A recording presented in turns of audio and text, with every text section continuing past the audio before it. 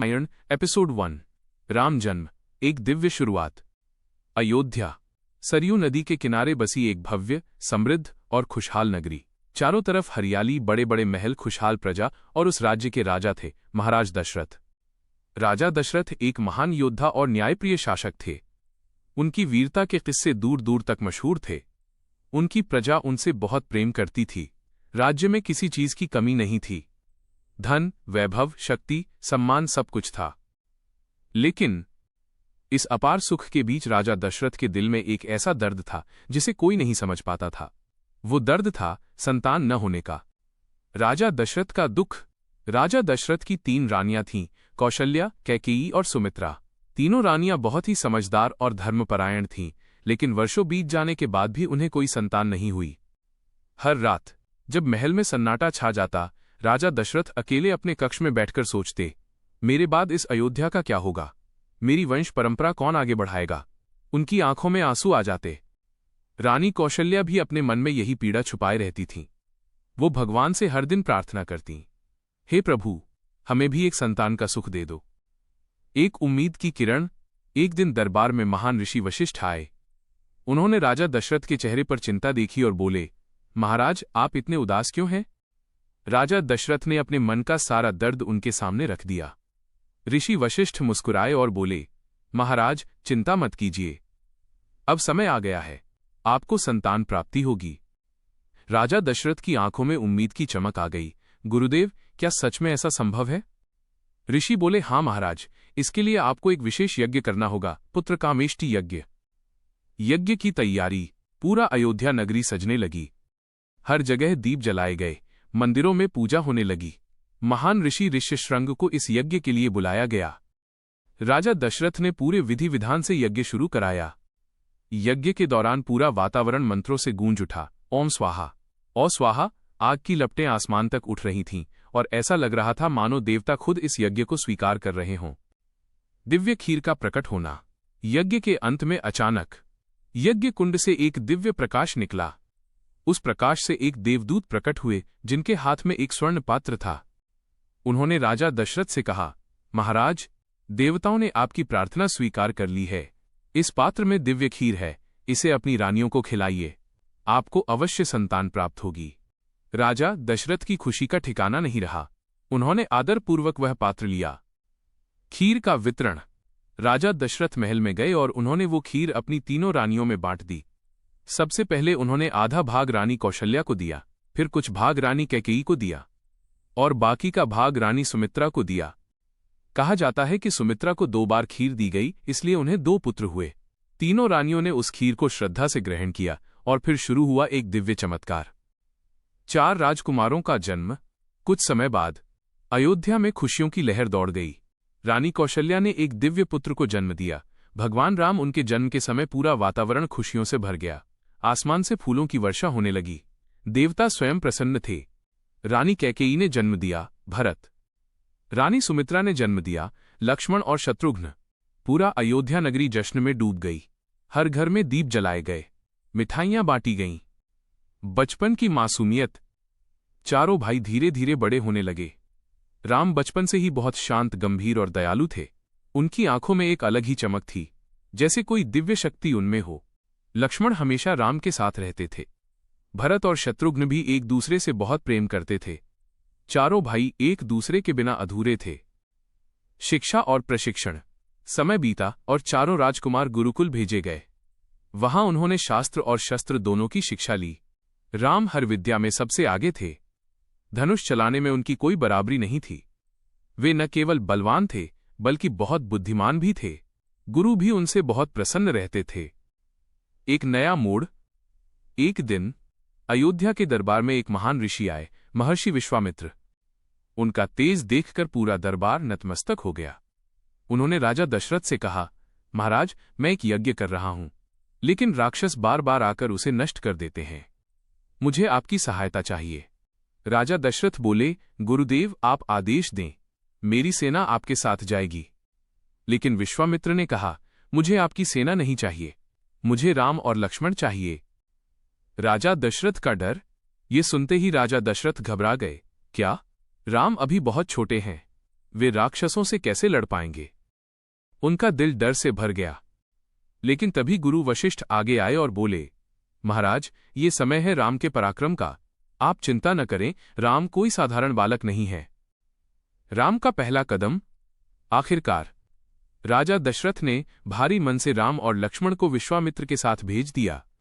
जब राम और लक्ष्मण महल से बाहर जा रहे थे, रानी कौशल्या की आंखों में आंसू थे। लेकिन राम मुस्कुराकर बोले, मां, चिंता मत कीजिए, मैं जल्द ही लौटूंगा। जंगल की शुरुआत। राम और लक्ष्मण ऋषि विश्वामित्र के साथ जंगल की ओर निकल पड़े। रास्ते में उन्होंने कई अद्भुत चीजें देखीं और ऋषि से बहुत ज्ञान प्राप्त किया। लेकिन असली परीक्षा अभी बाकी थी। ताड़का का आतंक। जंगल में एक भयानक राक्षसी रहती थी। ताड़का वो बहुत शक्तिशाली थी और ऋषियों को परेशान करती थी। विश्वामित्र ने राम से कहा, राम, यही समय है, तुम्हें इस राक्षसी का वध करना होगा। राम कुछ पल के लिए रुके, क्योंकि उन्होंने कभी किसी स्त्री पर अस्त्र नहीं उठाया था। लेकिन धर्म की रक्षा के लिए उन्होंने निर्णय लिया। पहला युद्ध। ताड़का भयानक रूप में सामने आई। उसकी आवाज से पूरा जंगल कांप उठा। लेकिन राम बिल्कुल शांत खड़े रहे। उन्होंने धनुष उठाया और एक ही बाण में ताड़का का अंत कर दिया। पूरा जंगल शांत हो गया। ऋषि विश्वामित्र प्रसन्न हो गए। राम, आज से तुम्हारा पराक्रम शुरू हुआ है, एक नई शुरुआत। यह राम का पहला युद्ध था और उन्होंने दिखा दिया कि वे केवल एक राजकुमार नहीं, बल्कि धर्म के रक्षक हैं। यहीं से शुरू होती है प्रेम, पराक्रम और भाग्य का मिलन। जंगल से जनकपुर की ओर ताड़का वध और यज्ञ की रक्षा के बाद भगवान राम और लक्ष्मण का नाम चारों ओर फैल चुका था। ऋषि विश्वामित्र के चेहरे पर संतोष था। उन्हें पता था अब समय आ गया है राम को एक और महान कार्य की ओर ले जाने का। एक दिन उन्होंने राम और लक्ष्मण से कहा, राम, अब हम जनकपुर चलेंगे। वहां एक अद्भुत स्वयंवर होने जा रहा है। राम ने विनम्रता से पूछा, गुरुदेव, कैसा स्वयंवर? विश्वामित्र मुस्कुराए, राजा जनक की पुत्री सीता का स्वयंवर, और वहां रखा गया है एक ऐसा धनुष जिसे आज तक कोई भी नहीं उठा पाया। राम शांत रहे, लेकिन उनके मन में उत्सुकता जाग उठी। जनकपुर की भव्यता। कुछ दिनों की यात्रा के बाद राम, लक्ष्मण और विश्वामित्र जनकपुर पहुंचे। जनकपुर एक अत्यंत सुंदर और समृद्ध नगरी। हर तरफ फूलों की सजावट, महलों की भव्यता एंड उत्सव का माहौल। पूरी नगरी दुल्हन की तरह सजी हुई थी। हर गली में एक ही चर्चा थी, कौन जीतेगा सीता स्वयंवर, कौन उठाएगा शिव धनुष। पहली झलक। राम और सीता उसी समय। राजमहल के बगीचे में सीता अपनी सखियों के साथ घूम रही थीं। सीता सौंदर्य, सरलता और शुद्धता की मूर्ति। जब उनकी नजर राम पर पड़ी तो जैसे समय ठहर गया। राम भी कुछ पल के लिए सीता को देखते रह गए। दोनों की आंखों में एक अजीब सा अपनापन था, जैसे ये मिलन पहले से ही लिखा हो। सीता के मन में एक ही प्रार्थना उठी, हे प्रभु, यदि ये वही हैं तो इन्हीं को मेरा जीवन साथी बनाना। शिव धनुष का रहस्य। राजा जनक के पास भगवान शिव का एक विशाल और दिव्य धनुष था। ये धनुष इतना भारी था कि बड़े बड़े राजा और योद्धा भी इसे हिला नहीं पाए थे। राजा जनक ने प्रण लिया था, जो इस धनुष को उठाकर प्रत्यंचा चढ़ा देगा, उसी से मेरी पुत्री सीता का विवाह होगा। स्वयंवर की शुरुआत। स्वयंवर का दिन आ गया। पूरे जनकपुर में उत्सव का माहौल था। दूर दूर से राजा, राजकुमार और वीर योद्धा आए थे। सभागार में एक विशाल मंच सजाया गया था और बीच में रखा था महादेव का दिव्य धनुष। राजा जनक ने सभा को संबोधित करते हुए कहा, हे वीरों, जो इस धनुष को उठाकर इसे चढ़ा देगा वही सीता का पति होगा। असफल प्रयास। एक एक करके बड़े बड़े राजा आगे आए। किसी ने पूरी ताकत लगाई, किसी ने गर्व से कोशिश की, लेकिन कोई धनुष को हिला तक नहीं पाया। सभा में निराशा छा गई। राजा जनक के चेहरे पर चिंता साफ दिख रही थी। क्या इस धरती पर कोई योग्य वर नहीं है? लक्ष्मण का क्रोध। ये सुनकर लक्ष्मण का खून खौल उठा। महाराज, आप कैसे कह सकते हैं कि इस धरती पर कोई योग्य नहीं? राम ने तुरंत लक्ष्मण को शांत किया। भैया, क्रोध मत करो। राम का आगे बढ़ना। तभी ऋषि विश्वामित्र ने राम की ओर देखा और कहा, राम, अब समय आ गया है, तुम आगे बढ़ो। राम ने गुरु को प्रणाम किया और धीरे धीरे उस धनुष की ओर बढ़े। पूरा सभागार शांत हो गया। सबकी निगाहें राम पर टिक गईं। इतिहास का सबसे बड़ा क्षण। राम ने शिव धनुष को हाथ लगाया और बिना किसी प्रयास के उसे उठा लिया। सभा में हलचल मच गई। ये कैसे संभव है? राम ने शांत भाव से धनुष को मोड़ा और जैसे ही उन्होंने प्रत्यंचा चढ़ाने की कोशिश की, धनुष जोरदार आवाज के साथ टूट गया। धड़ाम। पूरी पृथ्वी हिल उठी। देवताओं ने फूलों की वर्षा शुरू कर दी। सीता का स्वयंवर पूरा। राजा जनक की आंखों में खुशी के आंसू आ गए। आज मुझे मेरा योग्य दामाद मिल गया। सीता धीरे धीरे मंच पर आईं। उनके हाथों में वरमाला थी। उनकी नजरें झुकी हुई थीं, लेकिन दिल तेजी से धड़क रहा था। उन्होंने राम के गले में वरमाला डाल दी। इस प्रकार राम और सीता का मिलन हो गया। परशुराम का क्रोध। लेकिन अचानक सभा में एक भयंकर तेज प्रकट हुआ।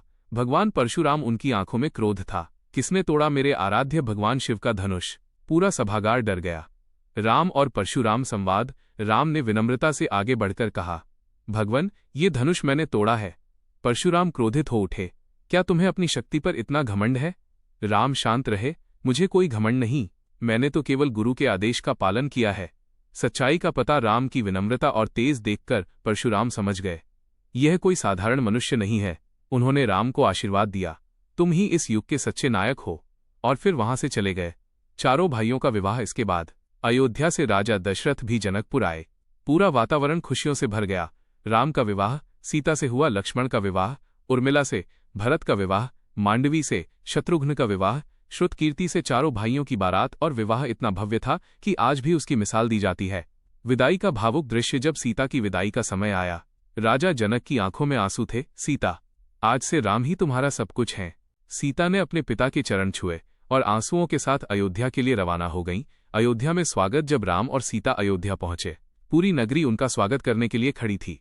हर तरफ दीप, फूल और खुशियों की बारिश। ऐसा लग रहा था जैसे स्वर्ग धरती पर उतर आया हो। एक नई शुरुआत और आने वाला तूफान। राम और सीता का जीवन खुशियों से भर गया। लेकिन भाग्य ने उनके लिए कुछ और ही लिखा था। जल्द ही अयोध्या में एक ऐसा तूफान आने वाला था जो सब कुछ बदल देगा। वचन, त्याग और बिछड़ने का दर्द। अयोध्या में खुशियों का माहौल। अयोध्या नगरी में चारों ओर खुशियों की लहर थी। राजमहल दीपों से सजा हुआ था। गलियों में उत्सव का माहौल था। कारण था राम का राज्याभिषेक। राजा दशरथ ने निर्णय लिया था कि अब वे वृद्ध हो चुके हैं और अयोध्या की गद्दी अपने सबसे योग्य पुत्र राम को सौंपना चाहते हैं। प्रजा भी इस खबर से झूम उठी, राम जैसा राजा हमें मिल जाए, इससे बड़ा सौभाग्य क्या होगा। राम का स्वभाव। राम केवल एक राजकुमार नहीं थे, वे धर्म, मर्यादा और त्याग की प्रतिमा थे। वे हर किसी का सम्मान करते, कभी क्रोध नहीं करते, हमेशा सत्य के मार्ग पर चलते। इसलिए पूरा अयोध्या उन्हें अपना राजा बनते देखना चाहता था। मंथरा की चाल। लेकिन जहां खुशियां होती हैं वहां कभी कभी ईर्ष्या भी जन्म लेती है। रानी कैकेयी की दासी मंथरा, जो स्वभाव से बहुत चालाक और कुटिल थी, जब उसे राम के राज्याभिषेक की खबर मिली तो उसके मन में एक जहर पैदा हुआ। अगर राम राजा बन गए तो कैकेयी और भरत का क्या होगा। वो तुरंत कैकेयी के पास गई। मंथरा का जहर। मंथरा ने रोते हुए कहा, महारानी, आप खुश कैसे हो सकती हैं? कैकेयी हैरान हो गई। क्यों, क्या हुआ? मंथरा बोली, आज राम राजा बनेंगे और कल से आप और भरत महल में नौकर बनकर रह जाओगे। कैकेयी हंस पड़ी, तू पागल हो गई है क्या? राम मुझे अपनी मां से भी ज्यादा प्यार करते हैं। धीरे धीरे बदलता मन। लेकिन मंथरा यही नहीं रुकी। उसने धीरे धीरे कैकेयी के मन में डर भरना शुरू किया। सोचो महारानी, जब राम राजा बनेंगे तो कौशल्या महारानी बन जाएंगी। भरत को कोई नहीं पूछेगा, आपकी कोई इज्जत नहीं रहेगी। धीरे धीरे कैकेयी का मन बदलने लगा। कैकेयी का निर्णय मंथरा ने आखिरी बार किया। क्या आपको याद है राजा दशरथ ने आपको 2 वरदान दिए थे? कैकेयी को सब याद आ गया। वो समय जब युद्ध में उसने दशरथ की जान बचाई थी और बदले में राजा ने 2 वचन दिए थे। मंथरा बोली, अब समय आ गया है उन वचनों को मांगने का। कोप भवन। कैकेयी सीधे कोप भवन, क्रोध कक्ष में चली गई। वो गुस्से में जमीन पर लेट गई और अपने सारे आभूषण उतार दिए। जब राजा दशरथ को ये खबर मिली तो वे घबरा गए। राजा दशरथ का डर। राजा दशरथ तुरंत कैकेयी के पास पहुंचे। प्रिय, क्या हुआ, तुम इतनी दुखी क्यों हो? कैकेयी ने मुंह फेर लिया। महाराज, क्या आप मुझसे प्रेम करते हैं? दशरथ बोले, तुम मेरे प्राण हो, बताओ क्या चाहती हो? 2 वरदान। कैकेयी बोली, तो मुझे मेरे 2 वरदान चाहिए। राजा दशरथ ने बिना सोचे कहा, मांगो, मैं तुम्हें सब दूंगा। पहला झटका। कैकेयी बोली, पहला वरदान, मेरा पुत्र भरत राजा बने। राजा दशरथ चौंक गए, लेकिन उन्होंने सोचा, ठीक है, भरत भी मेरा ही पुत्र है। दूसरा वार। लेकिन दूसरा वरदान सुनते ही राजा दशरथ के पैरों तले जमीन खिसक गई। राम को 14 साल के लिए वनवास भेज दिया जाए। टूटता हुआ दिल। राजा दशरथ के मुंह से आवाज तक नहीं निकली। कैकेयी, तुम क्या कह रही हो? उनकी आंखों से आंसू बहने लगे। राम के बिना मैं एक पल भी नहीं जी सकता। कैकेयी का कठोर रूप। लेकिन अब कैकेयी पूरी तरह बदल चुकी थी। महाराज, आपने वचन दिया है, राजा का वचन कभी नहीं टूटना चाहिए। राजा दशरथ बेबस थे। राम को बुलाना। आखिरकार भारी मन से राम को बुलाया गया। राम खुशी खुशी आए। पिताश्री, आपने बुलाया? सच्चाई का सामना। राजा दशरथ कुछ बोल नहीं पाए। कैकेयी ने खुद कहा, राम, तुम्हें 14 साल के लिए वन में जाना होगा और भरत राजा बनेंगे। राम की प्रतिक्रिया ये सुनकर न राम दुखी हुए न उन्होंने सवाल किया। उन्होंने मुस्कुराते हुए कहा, बस इतनी सी बात, मैं अभी वन के लिए तैयार हूं। सबका दिल टूट गया ये सुनकर। राजा दशरथ फूट फूट कर रोने लगे। महल में मातम छा गया। सीता का निर्णय जब सीता को पता चला तो उन्होंने साफ कहा, जहां मेरे पति जाएंगे मैं भी वहीं जाऊंगी। राम ने समझाया, वन में बहुत कठिनाइयां होंगी। सीता बोली, पति के बिना जीवन ही कठिन है। लक्ष्मण का साथ लक्ष्मण भी आगे आए, भैया मैं भी आपके साथ चलूंगा। अयोध्या से विदाई तीनों साधु वेश में अयोध्या से निकल पड़े। पूरी प्रजा उनके पीछे रोती हुई चल रही थी। सबसे दर्दनाक पल जब राम ने अयोध्या की ओर आखिरी बार देखा। उनकी आंखों में आंसू थे लेकिन चेहरे पर शांति थी। भरत को खबर उधर भरत को जब ये सब पता चला तो वो टूट गया। मैं ऐसा राज्य कभी स्वीकार नहीं करूंगा। दशरथ का अंत राम के वियोग में। राजा दशरथ ये दुख सह नहीं पाए और उन्होंने अंतिम सांस ले ली। वन की शुरुआत उधर राम, सीता और लक्ष्मण वन में एक नई जिंदगी शुरू कर चुके थे। कठिनाइयां थीं लेकिन जीवन, शूरपणखा और आने वाले युद्ध की शुरुआत। वन में नई जिंदगी, अयोध्या की भव्यता से दूर। अब राम, सीता और लक्ष्मण एक घने जंगल में अपना जीवन बिता रहे थे। चारों तरफ ऊंचे ऊंचे पेड़, पक्षियों की मधुर आवाज और प्रकृति की शांति। लेकिन इस शांति के पीछे छुपा था खतरा, डर और अनजान भविष्य। राम ने एक छोटी सी कुटिया बनाई। लक्ष्मण ने चारों तरफ सुरक्षा का ध्यान रखा और सीता ने उस कुटिया को घर बना दिया। सच्चा सुख। हालांकि उनके पास न महल था न सुख सुविधाएं, लेकिन तीनों एक साथ थे, एक दूसरे का साथ था और दिल में सुकून था। सीता अक्सर मुस्कुराते हुए कहती, प्रभु ये वन ही अब मेरा अयोध्या है। राम मुस्कुरा देते। ऋषियों की रक्षा। वन में कई ऋषि मुनि तपस्या करते थे, लेकिन राक्षस उन्हें बार बार परेशान करते थे। एक दिन कुछ ऋषि राम के पास आए, प्रभु हमें इन राक्षसों से बचाइए। राम ने वचन दिया, जब तक मैं यहां हूं कोई आपको कष्ट नहीं देगा। राक्षसों का अंत। राम और लक्ष्मण ने कई राक्षसों का वध किया। वन में धीरे धीरे शांति लौटने लगी, लेकिन यह शांति ज्यादा समय तक रहने वाली नहीं थी। शूरपणखा का आगमन। एक दिन वन में एक अजीब सी स्त्री आई। उसका नाम था शूरपणखा। वो रावण की बहन थी और एक भयानक राक्षसी थी, लेकिन उसने खुद को एक सुंदर स्त्री के रूप में बदल लिया। राम को देखकर मोहित। जब शूरपणखा ने राम को देखा वो उन पर मोहित हो गई। वो राम के पास गई और बोली, तुम इतने सुंदर और शक्तिशाली हो, मुझसे विवाह कर लो। राम का जवाब।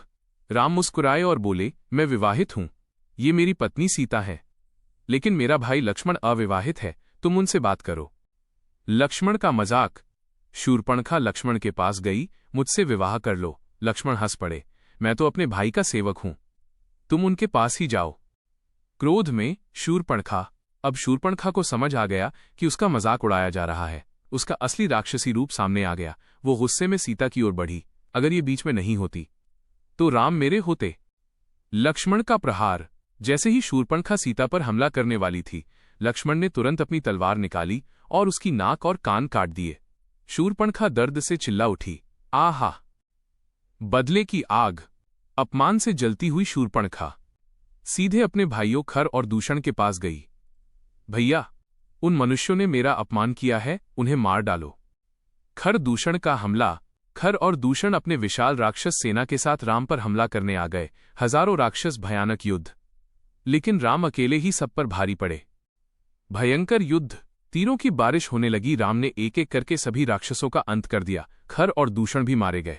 पूरा जंगल युद्ध की आवाज से गूंज उठा। शूरपणखा का डर। यह सब देखकर शूरपणखा डर गई। अब उसे समझ आ गया, ये कोई साधारण मनुष्य नहीं है। रावण के पास जाना। अब शूरपणखा सीधे लंका गई, अपने भाई रावण के पास। रावण का परिचय। रावण लंका का राजा, बहुत शक्तिशाली और घमंडी, उसके पास अपार शक्ति थी। शूरपणखा की कहानी। शूरपणखा ने रोते हुए कहा, भैया, एक मनुष्य ने मेरा अपमान किया और उसकी पत्नी इतनी सुंदर है कि पूरे संसार में कोई नहीं। रावण का मन बदलना। जैसे ही रावण ने सीता के सौंदर्य के बारे में सुना, उसके मन में लालच जाग गया, मुझे उस स्त्री को पाना ही होगा। चाल की योजना। रावण ने अपने मामा मारीच को बुलाया, हमें एक योजना बनानी होगी। स्वर्ण मृग। मारीच ने एक सुंदर स्वर्ण मृग का रूप धारण किया और राम की कुटिया के पास घूमने लगा। सीता ने उस मृग को देखा। प्रभु, मुझे यह मृग चाहिए। राम ने लक्ष्मण से कहा, तुम सीता की रक्षा करना, मैं इसे पकड़कर लाता हूं। राम उस मृग के पीछे गए, लेकिन वो मृग उन्हें दूर ले गया। लक्ष्मण रेखा। तभी मारीच ने राम की आवाज में चिल्लाया, लक्ष्मण बचाओ। सीता घबरा गई। लक्ष्मण तुरंत जाओ। लक्ष्मण बोले, ये भ्रम है। लेकिन सीता के कहने पर उन्होंने कुटिया के बाहर एक रेखा खींची, लक्ष्मण रेखा। रावण का आगमन। जैसे ही लक्ष्मण गए, रावण एक साधु के रूप में आया।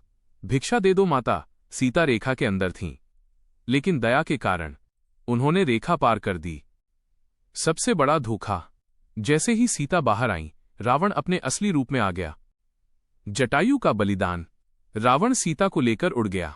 तभी एक पक्षी जटायु ने उसे रोका। उसने बहादुरी से लड़ाई की, लेकिन रावण ने उसे घायल कर दिया। सीता का हरण। सीता रोती रही। राम, लक्ष्मण और रावण उन्हें लेकर लंका चला गया। राम का दुख। जब राम लौटे और सीता को नहीं पाया, उनका दिल टूट गया। आने वाले युद्ध की शुरुआत। अब ये केवल एक कहानी नहीं रही, ये बन गई युद्ध की शुरुआत। हनुमान का आगमन, भक्ति, मित्रता और बाली का अंत। सीता की तलाश में भटकते राम सीता के हरण के बाद पूरा जंगल जैसे सूना हो गया था। राम की आंखों में दर्द था। उनका हर कदम भारी हो चुका था। सीता, तुम कहाँ हो? लक्ष्मण उन्हें संभालते। भैया, धैर्य रखिए, हम भाभी को जरूर ढूंढेंगे। लेकिन अंदर से राम टूट चुके थे। जटायु का अंतिम समय। कुछ दूर चलते चलते राम और लक्ष्मण को एक घायल पक्षी दिखाई दिया। वो था जटायु। राम तुरंत उसके पास दौड़े। हे वीर, ये हालत किसने की? जटायु ने धीमी आवाज में कहा, रावण, वो सीता माता को लेकर दक्षिण दिशा में गया। इतना कहकर जटायु ने प्राण त्याग दिए। राम की आंखों से आंसू बहने लगे। तुमने एक पिता का धर्म निभाया है। उन्होंने जटायु का अंतिम संस्कार किया। आगे की यात्रा। अब राम और लक्ष्मण दक्षिण दिशा की ओर बढ़े। रास्ते में उन्हें कई ऋषि मिले और हर किसी से सीता के बारे में पूछा, लेकिन कोई पक्का पता नहीं मिला। ऋष्यमूक पर्वत की ओर चलते चलते वे एक सुंदर पर्वत के पास पहुंचे। ऋष्यमूक पर्वत, वहीं पर एक वानर राज छिपकर रह रहा था, सुग्रीव का डर। सुग्रीव अपने कुछ साथियों के साथ उस पर्वत पर छिपा हुआ था। वो बहुत डरा हुआ था, क्योंकि उसका भाई बाली उसे मारना चाहता था। जब उसने दूर से राम और लक्ष्मण को देखा, तो वो घबरा गया। ये कौन है? कहीं बाली के भेजे हुए तो नहीं? हनुमान का प्रवेश। तभी सुग्रीव का सबसे विश्वास पात्र साथी आगे आया। हनुमान बुद्धिमान, शक्तिशाली और बहुत ही विनम्र थे। उन्होंने कहा, महाराज, मैं जाकर पता लगाता हूं। पहली मुलाकात। हनुमान एक साधु का रूप धारण करके राम के पास गए। उन्होंने विनम्रता से पूछा, आप कौन हैं? इस वन में क्यों आए हैं? राम ने मुस्कुराकर अपना परिचय दिया। मैं अयोध्या का राजकुमार राम हूं और ये मेरे भाई लक्ष्मण हैं। पहचान का क्षण। जैसे ही हनुमान ने राम नाम सुना, उनका दिल भक्ति से भर गया। उन्होंने तुरंत अपना असली रूप दिखाया और राम के चरणों में गिर पड़े। प्रभु, मैं आपका दास हनुमान हूं। भक्ति की शुरुआत। राम ने हनुमान को उठाया और गले लगा लिया। ये मिलन केवल एक मुलाकात नहीं था, ये भक्ति और भगवान का संगम था। सुग्रीव से मित्रता। हनुमान राम और लक्ष्मण को लेकर सुग्रीव के पास गए। सुग्रीव पहले डर रहा था, लेकिन हनुमान ने समझाया, ये आपके शत्रु नहीं, मित्र हैं। मित्रता का वचन। राम और सुग्रीव आमने सामने बैठे। दोनों ने अपनी अपनी कहानी बताई। राम ने सीता के हरण की बात बताई, सुग्रीव ने बाली के अत्याचार की कहानी सुनाई। दोनों ने एक दूसरे की मदद करने का वचन दिया। मैं तुम्हारी पत्नी ढूंढने में मदद करूंगा और मैं तुम्हें तुम्हारा राज्य दिलाऊंगा। बाली का अत्याचार। सुग्रीव ने बताया, मेरा भाई बाली बहुत शक्तिशाली है, उसने मेरा राज्य छीन लिया और मेरी पत्नी को भी। राम ने कहा, अब समय आ गया है, अन्याय का अंत होगा। पहली चुनौती। सुग्रीव ने राम की शक्ति पर थोड़ा संदेह किया। बाली को हराना आसान नहीं है। तब राम ने अपनी शक्ति दिखाने के लिए एक ही बाण से कई पेड़ों को भेद दिया। सुग्रीव हैरान रह गया। अब मुझे पूरा विश्वास है। बाली को ललकार। सुग्रीव ने बाली को युद्ध के लिए ललकारा। बाली गुस्से में बाहर आया, आज मैं तुम्हें खत्म कर दूंगा। पहली लड़ाई। सुग्रीव और बाली के बीच भयंकर युद्ध शुरू हुआ। दोनों बिल्कुल एक जैसे दिखते थे। राम को पहचान नहीं आया कि कौन सुग्रीव है, इसलिए राम ने बाण नहीं चलाया। सुग्रीव की हार। बाली ने सुग्रीव को बुरी तरह हरा दिया। सुग्रीव भागकर राम के पास आया, आपने मेरी मदद क्यों नहीं की? नई योजना। राम बोले, मैं तुम्हें पहचान नहीं पाया, अब तुम गले में माला पहनकर जाओ। अंतिम युद्ध। सुग्रीव फिर से बाली को ललकारता है। इस बार जैसे ही युद्ध शुरू हुआ, राम ने छिपकर बाण चलाया। बाली का अंत बाण सीधा बाली के सीने में लगा। बाली गिर पड़ा। बाली के अंतिम शब्द। बाली ने राम से कहा, आपने मुझे छिपकर क्यों मारा? राम ने शांत स्वर में कहा, तुमने अपने भाई का धर्म तोड़ा। यह दंड उसी का परिणाम है।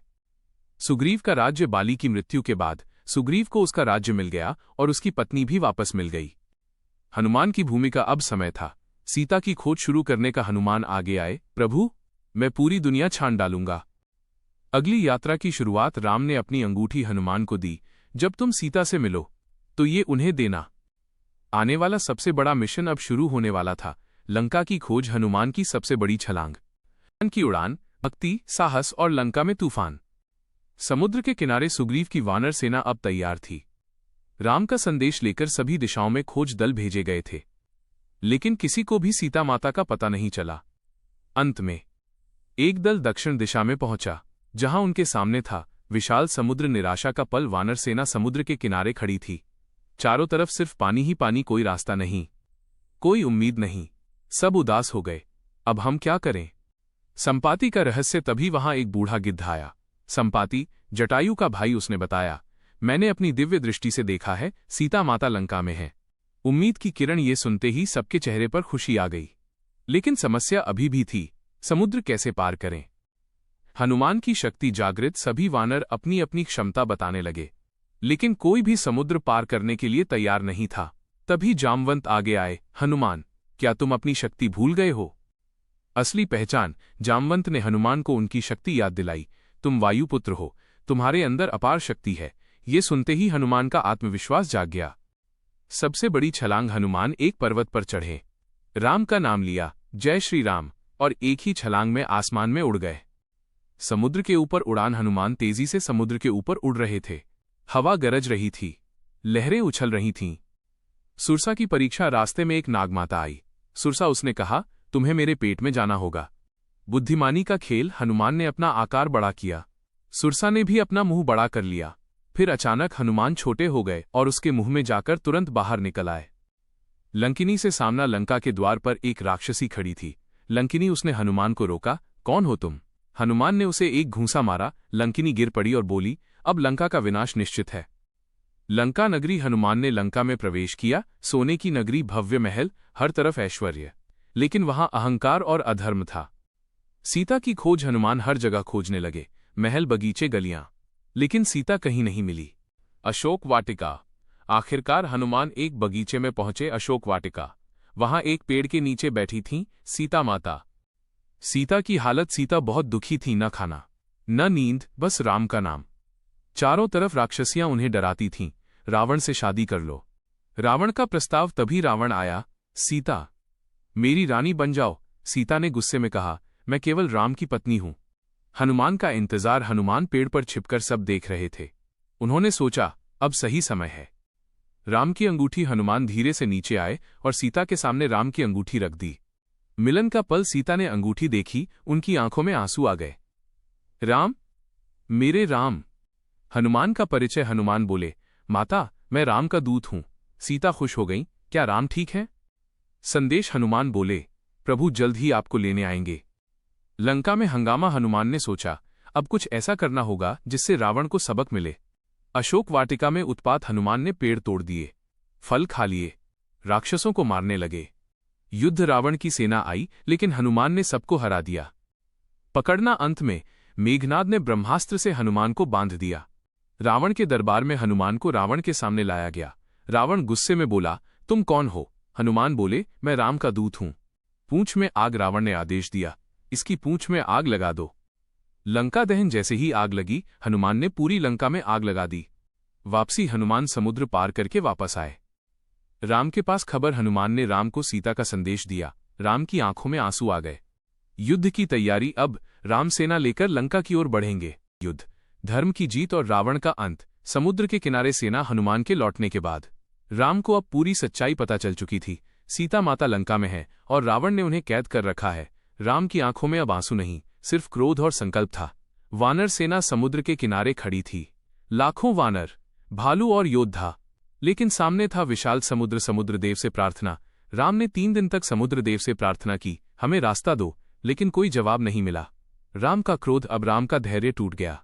उन्होंने अपना धनुष उठाया, अगर समुद्र रास्ता नहीं देगा तो मैं इसे सुखा दूंगा। जैसे ही राम ने बाण चढ़ाया, समुद्र देव प्रकट हो गए। प्रभु क्षमा करें, आप पुल बनाकर पार करें। राम सेतु का निर्माण अब शुरू हुआ। राम सेतु निर्माण नल और नील ने वानरों के साथ मिलकर पत्थरों से पुल बनाना शुरू किया। राम नाम लिखते ही पत्थर पानी में तैरने लगे। कुछ ही दिनों में समुद्र पर एक विशाल पुल बन गया। लंका की ओर प्रस्थान। राम, लक्ष्मण, हनुमान और पूरी सेना उस पुल से होते हुए लंका पहुंचे। अब युद्ध तय था। आखिरी मौका, राम ने सोचा। युद्ध से पहले रावण को एक मौका देना चाहिए। उन्होंने अंगद को दूत बनाकर भेजा। रावण का अहंकार। अंगद ने दरबार में कहा, सीता माता को वापस कर दो, वरना विनाश निश्चित है। रावण हंस पड़ा, एक बंदर मुझे धमका रहा है। अंगद का पैर।